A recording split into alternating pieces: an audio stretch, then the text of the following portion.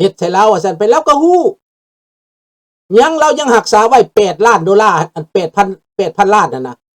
เรายังจ่ายให้อยู่ได้8,000ล้านนั่นน่ะคันแม่นข่อยนี่ยุบแม่มันโลดมันยึดเอาเลยเฮือนนั่นตึกสรรพศาสตร์นั่นน่ะ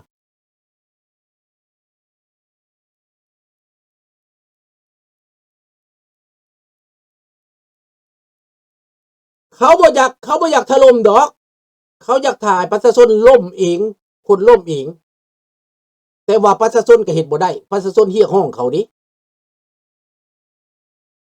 ต้องได้ถล่มบางบ่อนบางจุดค่ายทหารต้องได้ลงหน้าดินต้องได้ร่วมมือกับประชาชนจังสิล่มได้เด้นะเดี๋ยวนี้ในอเมริกาใต้ก็คือข้าพเจ้าเว้าเมื่อวานนี้ว่าเหลือแต่คิวบาในตะวันออกกลางก็เหลือแต่อิหร่านถ้า2จุดนี้จบแล้วในยุโรปมันจบไปแล้วคอมมิวนิสต์ยุโรปน่ะบ่มีแล้วแม้แต่รัสเซียก็บ่แม่นคอมมิวนิสต์แล้วเป็นเผด็จการตกข้างซื่อๆบักโปตีนเป็นบ้าประชาชนรัสเซียเขาก็บ่เป็นคอมมิวนิสต์แล้วดังนั้นอเมริกาจึงรักษาน้ำใจไว้อยู่ถ้าแต่บักโปตีนมันเป็นหยังไปมันหมดอำนาจไปเห็นบ่ล่ะ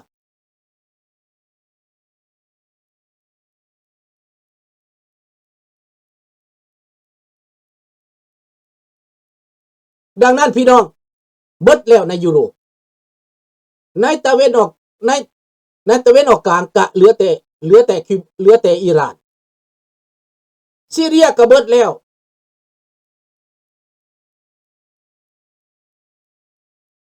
ลิเบียก็จบแล้วอิรักก็จบแล้วเหลือตั้งแต่เศษเหลือเขาห้องว่า proxy ที่พวกซีอะนี่นะศาสนาหัวอุแนงซุนีนี่เขาปราบไปแล้วอเมริกาปราบฮอดหัวหน้ามันดับไปหลายแล้วเหลือแต่ซีอะเขาก็ปราบในอิหร่านเขาปราบในอันนั้นซีเรียเขาปราบในฮูตีในเยเมนเขาปราบอยู่ในเฮซบอลลาห์ในเลบานอนเกือบสิดับไปครึ่งนึงแล้วฮามาสก็ดับไปแล้ว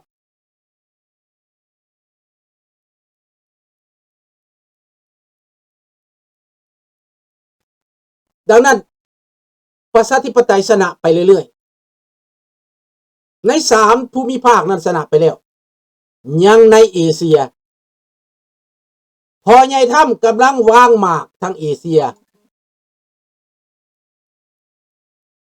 หมากของเอเชียนี้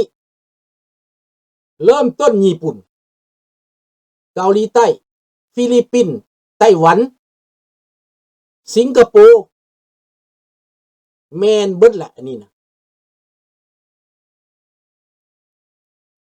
แล้วจะเข้ามาทางไหนข้าพเจ้าว่าพ่อใหญ่ถ้ำนี่แนวใดก็เข้าทางเขมรแท้ๆทางไทยคือสิเป็นไปได้บ่แต่ว่าอาจจะเป็นเด้อทางประเทศไทยนี้อาจจะเข้าเหมือนกันเพราะข้าพเจ้าได้ฟังแม็กโอไนได้ไปเป็นทูตประจำประเทศไทยแล้วสถานการณ์จะเปลี่ยนไปเบิดพี่น้องแม็กโอไนเป็นผู้เชี่ยวชาญด้านการทูตในเอเชียและในบ่อนหนึ่งที่ไปอยู่นั้นมีการเปลี่ยนแปลงไปเบิดบ่อนใดแม็กโอไนไปอยู่ทูตผู้นี้แข็งเชี่ยวชาญรู้จักเอเชียดีนี่ทูตประจำประเทศไทยนี่สุดยอดและคนลาวผู้ใดอยากมาอเมริกาให้ไปหาท่านทูตแม็กโอไนเด้อเว้าความอันนั้นดีเขียนเป็นภาษาไปหาโลดทูตแม็กโอไนผู้ไหนมีปัญหาการเมืองผู้ใดมีรัฐบาลไล่ข่าไล่แกงอยู่เมืองลาวนั้นให้ไปหาท่านทูตแม็กโอไนเราเว้าภาษาไทยได้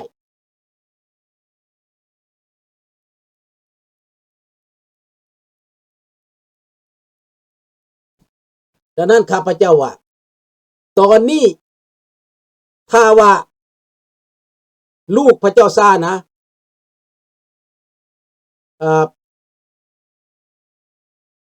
องค์มงกุฎปาลาวีนะเปร่งส์ปาลาวีนะคนนิยมทั่วโลกพวกที่โตนนี้มานี้จะเอาเจ้าซานี่กลับคืนไปลูกของเจ้าซานี่นะหมายก็ว่าได้เข้าพบท่านโดนัลด์ทรัมป์ไปแล้วค้ำประกันว่าถ้ามีการเปลี่ยนแปลงจะรวมมือเป็นพิเศษกับอเมริกาจะพัฒนาประเทศไปในทิศทางที่ดี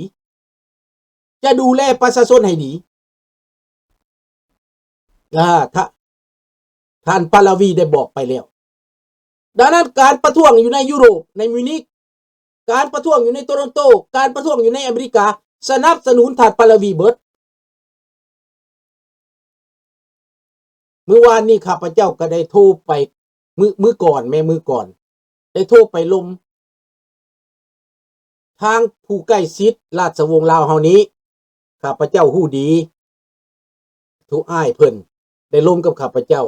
ก็บอกว่าข่าวดีทุอ้ายข่าวดีบ่นว่าขนาดว่าอิหร่านนี่เสียไปแล้วจักปีมาแล้ว50 กว่าปีคือกันแต่ประชาชนมีศรัทธาความหวังมีอิหร่านจะเปลี่ยนแปลงลาวเฮาถ้าเคลื่อนไหวพี่น้องลาวทั่วอเมริกาแคนาดา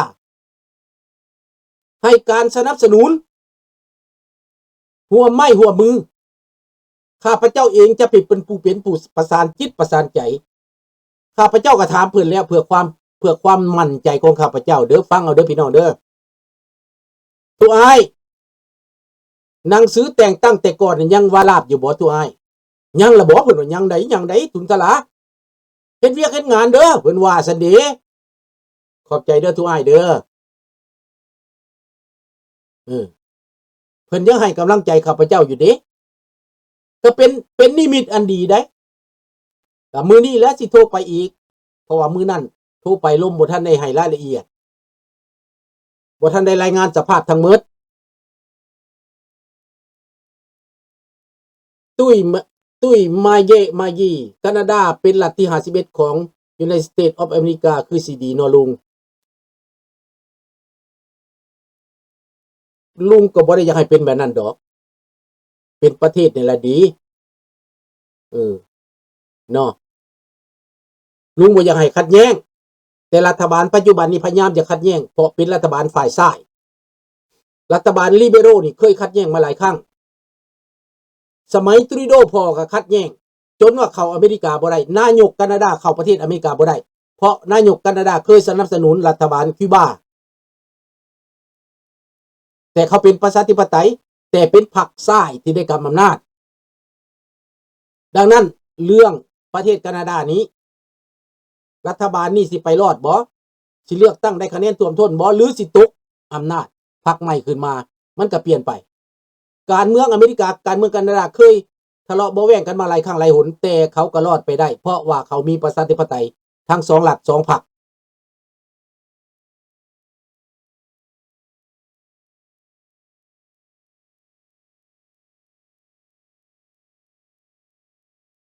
ทีมถามว่าเจ้าสุริวงศ์สว่างเจ้าธานิยาสว่างเพิ่นมี2ไอ้น้องที่กำลังพอดีพี่น้องกำลังพอดีการปกครองการนำคนการเป็น leadership มันพอดีเฮาต้องให้คะแนนเฮาอย่าเหยียบอย่าย่ำกันลง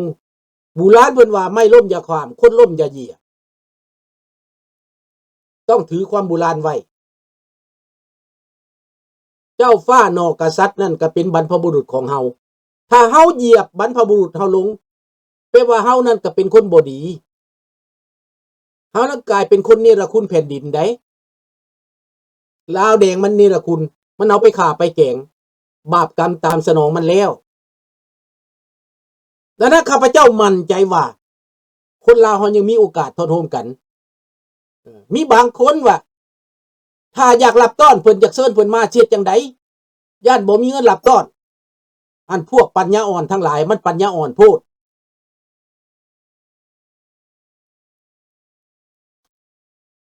ซ้ำอยากรับต้อนเพิ่นน่ะนะเจ้าเต้าร่วมกันเบิดทุกคนน่ะนะเพิ่นสิกินเป็นต้นเป็นตั้นเพิ่นบ่ เพิ่นบ่ได้กินหลายปานนั้นดอกความสามัคคีของคนลาวไปอยู่ไส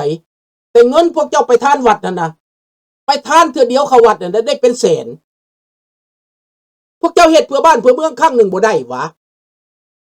คนเบิดอเมริกาปัญญาปู้เบิดปานนั้นพุ่นบ่สามารถรับต้อนราชวงศ์ได้ว่าซั่น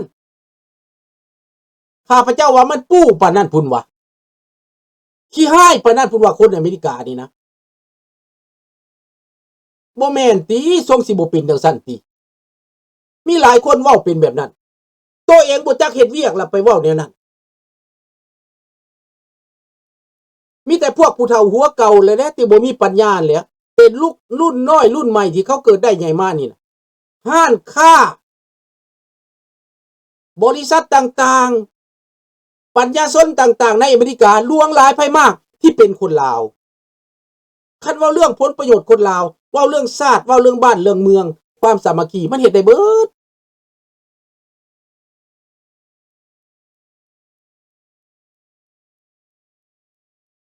มันไปบ่รอดดอกนิ่งน้อยเพียงตั้งแต่คนลาวอยู่ในประเทศตื่นขึ้นมานะพวกนี้อยู่บ่ได้ลาวนอกตื่นขึ้นมามันก็ไปบ่ได้เดี๋ยวนี้มันหวังว่าสิมาตัวลาวนอกเพื่ออยู่รอดมันขออาศัยบารมีลาวนอกอาศัยเงินอาศัยคำให้เขาเมื่อบ้านให้เขาจ่ายให้มันเลี้ยงเหล่ามันเลี้ยงยามันเลี้ยงเข้ามันอาศัยสแต็กน้ำคนลาวนอกเดี๋ยวนี้นะพวกทูตนี่นะ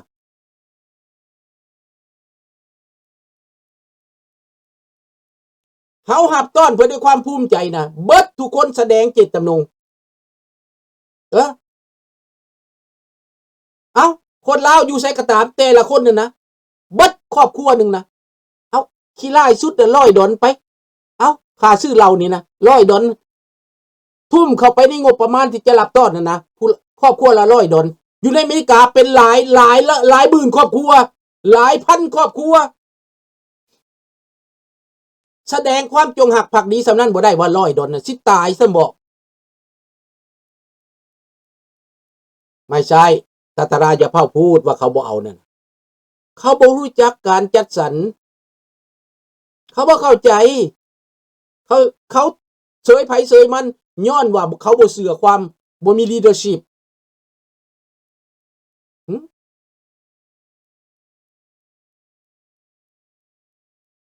คือข้าพเจ้านี่นะเป็นหยังจะเฮ็ดได้เพราะข้าพเจ้ารู้จักวิธีเอาแม่คันเพิ่นมาหาข้าพเจ้านี่ข้าพเจ้าอ้าปากขึ้นมานี่นะคนผู้ที่เตรียมพร้อมจะช่วยนี่บ่อึดมีนายทุนก็สิมีสาวหนุ่มก็สิมีแต่ละคนต้องซอยถามมิคันบ่แม่นเอาแม่ท่านอามิโกท่านจันทวีเตรียมพร้อมอีกหลายคนเป็นหลายพันคนที่จะเจตจำนงมาเห็นบ่ล่ะมันเป็นวิธีที่จะเฮ็ดข้าพเจ้าบอกเลยดิแต่ต้องเจตจำนงดีเด้สร้างเกียรติสร้างศักดิ์ศรีสร้างบารมีให้คนลาวได้สร้างชื่อเสียงคนลาวว่าเฮามีผู้นำได้ฮอดอเมริกาพุ่นแล้วสิซอย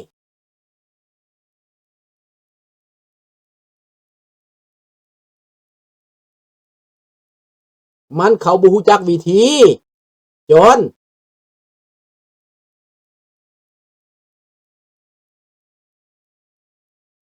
พยักกูดเพิ่นว่า Republic you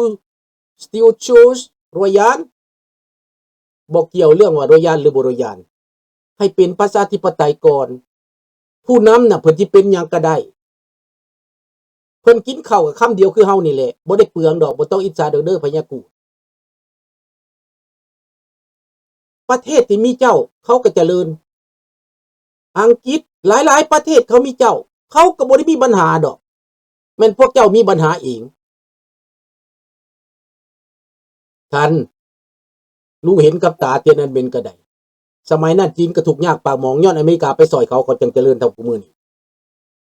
ไปลงทุนค้าขายนั่นสิปิดหูบังตาได้ซั่นบ่ต้องแย่งกันว่าเป็นริพับลิกหรือว่าเป็นนั่นรอยานนั่นน่ะถามบักทองรุ่นกูมื้อนี่มันบ่เหนือกว่ารอยานเพิ่นบอกเจ้าชีวิตบ่ได้ขายหยังบักทองรุ่นขายทุกอย่างสิเลือกอันใดกันวะนี่เนี่ย